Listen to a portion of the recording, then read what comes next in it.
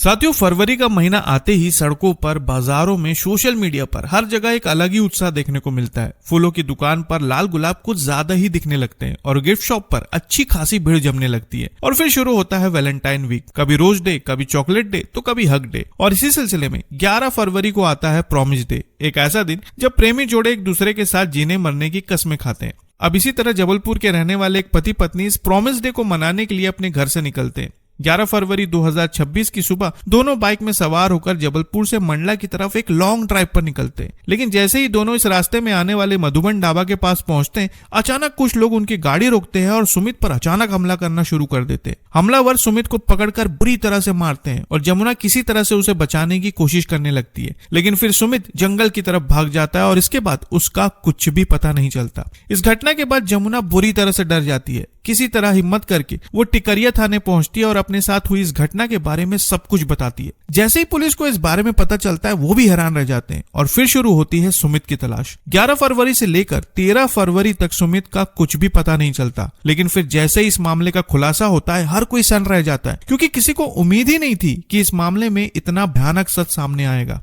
Media खबरों की माने तो थाने पहुंचकर जमुना ने जो कुछ भी बताया उसे सुनकर पुलिस वाले चौंक पड़े। लेकिन फिर इस घटना के बाद परिवार वालों को लगा कि शायद सुमित वापस आ जाएगा, लेकिन सुमित का कुछ भी पता नहीं चलता। जिसके बाद 13 तारीख को सुमित का भाई अमित थाने पहुंचता है और सुमित की गुमशुदगी की रिपोर्ट दर्ज करवाता है। लेकिन इसके ठीक अगले दिन यानी कि 14 फरवरी को एक भयानक खबर सामने आती है। पता चलता है कि मंडला के कूड़ा मैली के पास मधुबन ढाबा के बिल्कुल करीब सड़क किनारे एक युवक का शव पड़ा हुआ है। सूचना मिलते ही पुलिस वहां पर पहुंचती है और अपनी जांच शुरू कर देती है। जांच के दौरान ये बात सामने आती है कि शव सुमित काची का है और जैसे ही ये खबर सुमित के परिवार वालों को पता चलती है, उनका रो रो कर बुरा हाल हो जाता है। शव मिलने के बाद पुलिस अपनी जांच को रफ्तार देती है और आखिरकार अब इस मामले का खुलासा हो चुका है। मीडिया खबरों की माने तो सुमित काची और उनकी पत्नी जमुना काची दोनों जबलपुर के रहने वाले थे और जबलपुर में रहने के दौरान सुमित की एक आदत बन चुकी थी। वो अक्सर जबलपुर के तिलवारा घाट पर बने राधा कृष्ण मंदिर में दर्शन के लिए जाया करता था। जब भी उसे मौका मिलता वो मंदिर चला जाता और बार बार वहां जाने की वजह से उसकी अच्छी खासी जान पहचान मंदिर के पुजारी सूर्यकांत त्रिपाठी से हो गई थी। कुछ समय बाद सुमित अपनी पत्नी जमुना को लेकर भी मंदिर जाने लगा और वहां पर सुमित ने अपनी पत्नी को पंडित जी से मिलवाया, कहा कि ये यहाँ के पंडित सूर्यकांत त्रिपाठी जी हैं। अब होता यह है कि जब भी सुमित मंदिर जाता तो जमुना भी उसके साथ मंदिर चली जाती और फिर कुछ इसी तरह वक्त के साथ पुजारी सूर्यकांत त्रिपाठी और इस दंपत्ति के बीच अच्छी खासी जान पहचान हो गई। लेकिन असलियत में इस जान पहचान के पीछे कुछ और ही कहानी चल रही थी।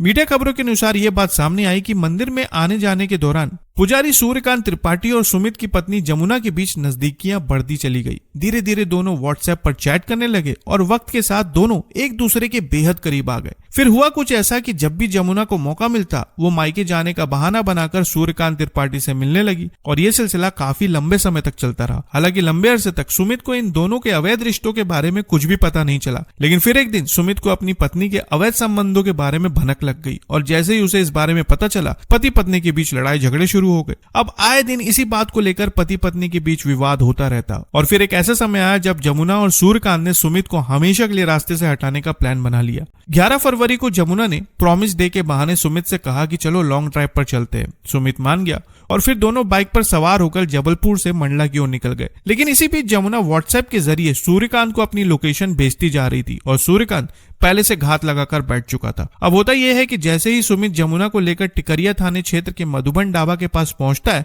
सूर्यकांत उनकी गाड़ी रुकवा लेता है और फिर इन दोनों के बीच कहासुनी होने लगती है। देखते ही देखते सुमित और सूर्यकांत के बीच विवाद इतना ज्यादा आगे बढ़ जाता है कि बात हाथापाई तक पहुंच जाती है और फिर उसी समय सूर्यकांत अपना क्रिकेट बैट निकालता है और अचानक सुमित पर हमला करना शुरू कर देता है। अचानक हुए इस हमले की वजह से सुमित हड़बड़ा जाता है और अपनी जान बचाने के लिए जंगल की तरफ भागने लगता है और इसके बाद जमुना और सूर्यकांत उसका पीछा करने लगते हैं। कुछ समय बाद सुमित बुरी तरह से घायल हो जाता है। लेकिन फिर जमुना अपने घायल पति को सहारा देने का नाटक करने लगती है और उसी वक्त अचानक पीछे से सुमित पर हमला कर दिया जाता है। कुछ समय बाद सुमित की सांसें हमेशा के लिए थम जाती हैं। इस घटना को अंजाम देने के बाद दोनों सबूत मिटाने की कोशिश करते हैं। मीडिया खबरों की माने तो आरोपी पुजारी जमुना के स्कार्फ में धारदार हथियार को बांधकर जंगल में फेंक देता है।